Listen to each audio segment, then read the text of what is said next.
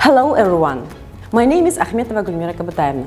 I am an English teacher of Pavlodar Higher Pedagogical College named after Бесен Ахметов. Бүгінде мен өзімнің негізгі педагогикалық қызметім ағылшын тілін оқытуды дәріптеумен қатар, қайырымдылық ісіне қосып жүрген ісім туралы өздеріңізбен бөлісу мүмкіндігіне ие болғаныма қуаныштымын. Қоғамдық және әлеуметтік өмірдегі миссиямды келесідегідей сипаттаймын. Қаламыздағы аз қамтылған отбасы мүшелерімен әлеуметтік осал топтарға арнап тегін ағылшын тілі курстарын жүргіземіз. Сонымен бірге, колледжімізде осындай тегін курстар қандастарға да арналып, ұйымдастырылып өткізіледі. Қайырымдылық істерге студенттер қатарынан еріктілер, яғни волонтерлерді дайындау курстары да ұйымдастырылған. Өз кезегінде олар да ағылшын тілін әртүрлі топтарға үйретіп, тәжірибе жинауда.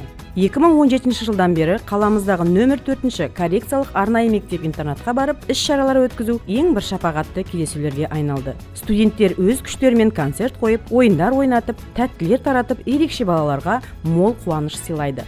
2021 жылдан бастап қаламыздағы балалы әйелдерге арналған оңалту орталығымен де байланысқа шығып отырамыз. Осы орталықта өмірлік қиын жағдайға тап болған аналармен кездесу тренингтерін ұйымдастырып, студенттер балаларға ағылшын тілімен сабақ жүргізеді. Ал 2023 жылдан бастап болашақ мамандарды ерекше қажеттілігі бар оқушылармен қарым-қатынасқа баулу мақсатында қаламыздағы нөмір 7-ші арнайы мектеп-интернат оқушыларымен ай сайын кездесіп, ағылшын тілінде қосымша сабақ, іс-шараларды студент-волонтермен бірге қуана өткіземіз. Мектепке жол акциясына да үлес қосу біздің де міндетіміз деп есептеймін.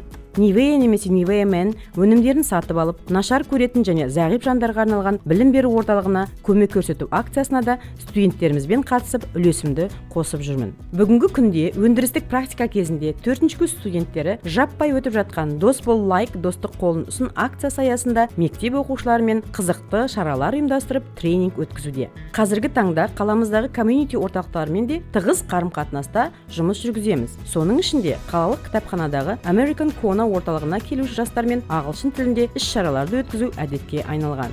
Луч шығармашылық орталығында ағылшын тілінде эфир жүргізуге дайындыққа қол ұшымызды береміз.